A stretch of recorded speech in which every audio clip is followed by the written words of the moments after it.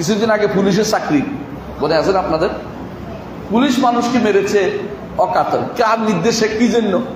আল্লাহ বলছে মারে না, তারা বলে মারে, কি জন্য? আমার চাকরি বাঁচাইতে হইব। সে কি আল্লাহ তাআলার ভয় করে করছে? সে তখন তার চাকরিটাকে আল্লাহর সন্তুষ্টির উপরে শান দিছে, আল্লাহকে ভালোবাসার চেয়ে বেশি চাকরিটাকে ভালোবাসছে। এই জায়গাটা শিরকের জায়গা, বুঝতে হবে জিনিসটা কোন জায়গায় বলতেছি আমি। এর প্রমাণটা আমরা আপনাকে দিব। রাসূলুল্লাহ সাল্লাল্লাহু আলাইহি ওয়াসাল্লাম বলেছেন, তাইসা আব্দুদ দিনার, দিনারের দাসের ধ্বংস হোক। দিনার চিনেন? টাকা, টাকা পয়সার দাসের ধ্বংস হোক। টাকা পয়সার দাস কেমনে হয়? টাকা পয়সার কেউ চিন্তা করে? করে না। কি করে? অন্তরে এটার ভালোবাসা এত বেশি, আমার টাকা দরকার, জগৎ যেদিকে যাক না কেন, আমার টাকা দরকার, ইসলামের 12টা বাজলেও আমার কিছু যায় আসে না, আমার টাকা দরকার, পয়সা দরকার, ইসলামে কি হবে আমার তো দেখার বিষয় না। এই ব্যক্তি রসুলের নীতি অনুসারে সে বলছে, রসুল বলছেন কি, আব্দুদ দিনার আব্দুদ দেরহাম, দেরহামের দাস, দিনারের দাস। রসুল এরকম বলছেন। হাওয়াকে বলছেন, হাওয়া বলছেন প্রবৃত্তিকে বলছেন, আফার আইতা মানিক তাকাজা ইলাহাউ হাওয়াহু, ওই ব্যক্তিকে কি দেখেন না যে ব্যক্তি তার প্রবৃত্তিকে আল্লাহ বানিয়ে নিয়েছে। ইলা অর্থ কি? আল্লাহ, বুঝছেন তো? লা ইলাহা কি? আল্লাহ নাই, আর আল্লাহ বলতে আর কোনো মাবুদ নাই, তাই না? যে ব্যক্তি মাবুদ বানাই নিছে তার প্রবৃত্তিকে, কেন? প্রবৃত্তি যা চায় তা করে। এটা একটা পর্যায়ে গুনাহগার থাকে। যখন মানুষের ভিতরে অপরাধ বোধটা থাকে তখন গুনাহগার থাকে। আপনি নামাজ পড়েন না, অপরাধ বোধ আছে, বুঝছেন কিনা? আরে আমি কেন নামাজটা পড়লাম না, আফসোস করতেছেন, অথবা নামাজ পড়ে ফেলবো ইনশাআল্লাহ, আমি এবারে নামাজ পড়বো, এতটুকু ঈমান আছে। কিন্তু যখনই মনে করছেন আরে কি হয়েছে নামাজ পড়লে, কি হয়েছে নামাজ, আর দূর অনেক বেদার আছে, আমি এখনো সব আমার টাকা কামানোর সময়, বাস মুশরিক, কোনো সন্দেহ নেই, কাফের হয়ে গেছিলাম। বুঝছেন কথাটা? বেপরোয়া যেদিন হবেন সেদিনই কাফের। যেদিনই আপনি আল্লাহর বিধানের বিপরীতে বেপরোয়া হচ্ছেন সেদিন আপনি মুশরিক হয়ে গেছেন। তো প্রিয় ভাইরা, এবাদতে আল্লাহ ছাড়া কাউকে যদি কোনো আপনি অংশীদার করেন, আপনার ঈমান থাকবে? থাকবে না। এটা 1 নম্বর কাজ, এটা বুঝে নেবেন। এবাদত কার নাম এটা কিন্তু বুঝাই দিছি একটু আগেই।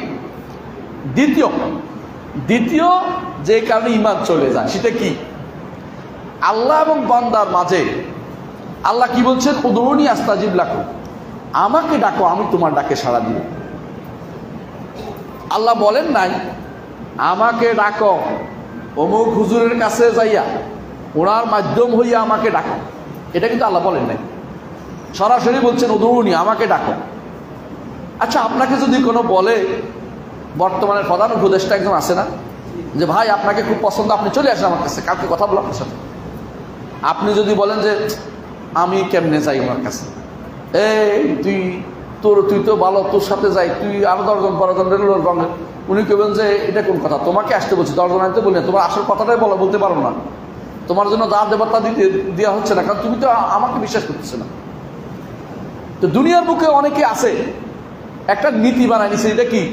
আমরা কি আল্লাহর কাছে যাইতে পারি? আমরা তো গুনাহগার বান্দা। আল্লাহর কাছে যেতে হলে আল্লাহর নৈকট্য প্রাপ্ত বান্দাদের মাধ্যম হয়ে যেতে হবে। উদাহরণ দিছি কি, রাজাদের কাছে যেতে হলে মন্ত্রী ধরতে হয়, আর কি ধরতে হয়? আমলা ধরতে হয়, এমপি ধরতে হয়, তাই না?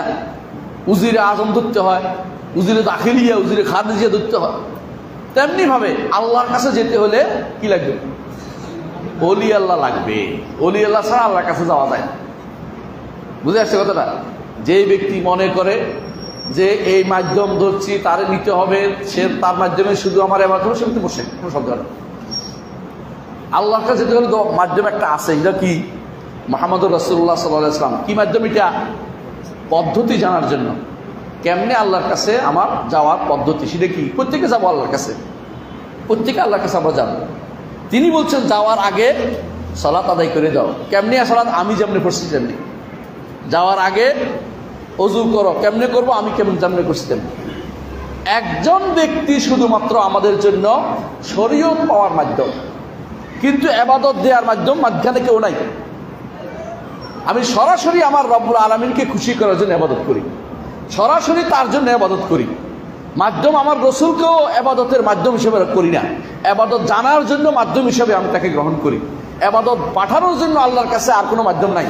যে ব্যক্তি মনে করে যে তাকে না ডাকলে আমার আবাদত আল্লাহর কাছে যাবে না, আমার পীর সাহেবের কাছে যেতে হবে, আমার অমুককে ধরতে হবে, আমার অমুককে ধরতে হবে, অথবা গজার মাছকে ধরতে হবে, অথবা কি কচ্ছপ